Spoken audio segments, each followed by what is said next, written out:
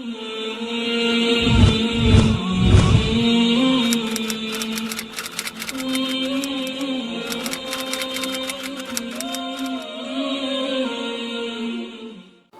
باللہ من الشیطان الرجیم بسم اللہ الرحمن الرحیم یا ایہا الذین آمنوا ان تطیعوا الذین کفروا یردوکم علی اعقابکم فتنقلبوا خاسرین بل اللہ مولاکم وہو خیر الناصرین۔ اے ایمان والو، اگر تم مانو گے کافروں کا تو وہ تم کو پھیر دیں گے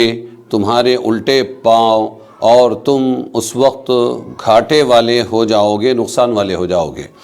بلکہ اللہ ہی تمہارا مددگار ہے اور وہی سب سے بہتر مدد کرنے والا ہے۔ غزوہ احد میں مسلمانوں کی عارضی شکست ہوئی، پھر افواہوں کا بازار گرم ہوا، منافقین کو موقع مل گیا کہ دیکھو جب تمہارے محمد ہی نہیں رہے تو پھر اس دین پر رہنے سے کیا فائدہ، واپس پلٹ کے اپنے دین پر آ جاؤ۔ اس طرح وہ بہکانے لگے کہ مسلمان اسلام سے پھر جائیں، تو اللہ تبارک و تعالی نے یہ بتلایا کہ تم ان کے کہنے میں مت آؤ اے مسلمانوں۔ اگر تم ان کے کہنے میں آ جاؤ گے بھلا تو نہیں کریں گے، تم کو تمہارے مذہب ہی سے پھیر دیں گے، اور مرتد ہونا، اسلام میں آ کر چھوڑ دینا، یہ بہت بڑا خسارہ ہے۔ یہ تمہارے ذمہ دار نہیں، یہ تمہارے دوست نہیں، بلکہ اصل تو اللہ تبارک و تعالی ہی تمہارا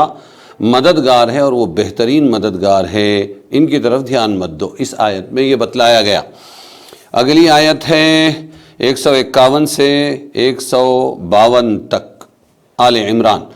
سنلقی فی قلوب الذین کفروا الرعب بما اشرکوا باللہ ما لم ينزل به سلطانا ومأواہم النار وبئس مثوى الظالمین وَلَقَدْ صَدَقَكُمُ اللَّهُ وَعْدَهُ إِذْ تَحُسُّونَهُمْ بِإِذْنِهِ حَتَّى إِذَا فَشِلْتُمْ وَتَنَازَعْتُمْ فِي الْأَمْرِ وَعَصَيْتُمْ مِنْ بَعْدِ مَا أَرَاكُمْ مَا تُحِبُّونَ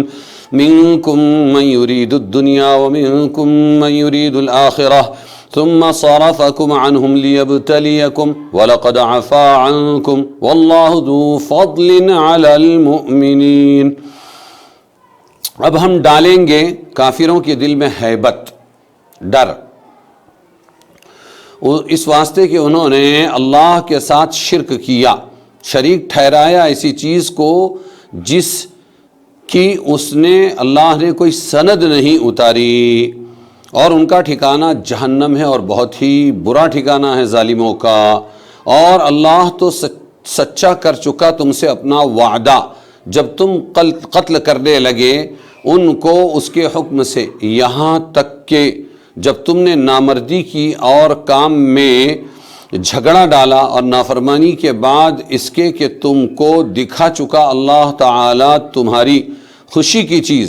کوئی تم میں سے چاہتا تھا دنیا اور کوئی تم میں سے چاہتا تھا آخرت، پھر تم کو الٹ دیا ان پر سے تاکہ تم کو آزماوے،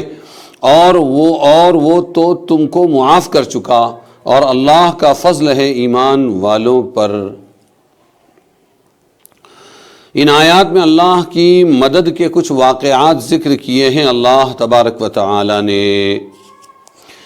کہ یہ غزوہ احد میں کافروں کے دلوں پر ہیبت ڈالی اللہ تعالی نے شرک کی نحوست کی وجہ سے، اور اللہ نے اپنا وعدہ تم سے پورا کیا جب تم قتل کرنے لگے ان کو۔ پھر تم ہی میں کچھ لوگ نامردی دکھانے لگے اور نافرمانی کی، تم میں سے بہت سو نے، تم میں سے بعض دنیا چاہتے تھے، بعض آخرت چاہتے تھے، پھر اللہ تعالیٰ نے ان کو الٹ دیا تاکہ تم کو آزمائے، اور اللہ نے پھر معاف بھی کر دیا تم کو، اور اللہ بڑا فضل والا ہے ایمان والوں پر۔ ان آیتوں میں بھی اللہ تبارک و تعالیٰ نے غزوہ احد میں صحابہ کرام سے کچھ چوک ہوئی اس کا تذکرہ کیا، اور پھر اس کے بعد اللہ تبارک و تعالی نے ذرا سی تنبیہ بھی فرمائی، اور اس کے بعد اللہ تبارک و تعالی نے ان کو پھر معافی کا پروانہ دے دیا کہ اللہ نے ان کو معاف کر دیا ہے۔ اس وقت صحابہ کرام کے دو گروہ ہو گئے تھے، کچھ لوگ کہتے تھے کہ چاہے جیت ہو گئی لیکن ہم کو یہیں پر ٹھہرنا ہے، اور تیر اندازوں میں کچھ لوگ کہتے تھے جا کر مال غنیمت جمع کرنا ہے۔ تو صحابہ رضی اللہ عنہم کے بارے میں اللہ نے فرمایا تم میں سے بعض دنیا چاہتے تھے، اس کو نری دنیا طلبی نہیں کہیں گے، اگر وہ نہ بھی جاتے جمع کرنے اسلامی حکم سمجھ کے تو بھی ان کا جو حصہ ملنا تھا وہ ان کو مل کر رہتا تھا۔ اس لیے اللہ تبارک و تعالی نے اس کو دنیا کا ارادہ کہا، لیکن اس کے باوجود اللہ ہی نے ان کو معاف کرنے کا اعلان کر دیا۔ وَلَقَدْ عَفَا عَنْكُمْ، اللہ نے تم کو معاف کر دیا، وہ بڑا فضل والا ہے مومنوں پر۔ جب اللہ نے معاف کر دیا ہے تو اب کسی کو صحابہ کرام کی ان غلطی یا کوتاہی کے بارے میں کوئی لب کشائی یا جنبش قلم کی اجازت نہیں ہے۔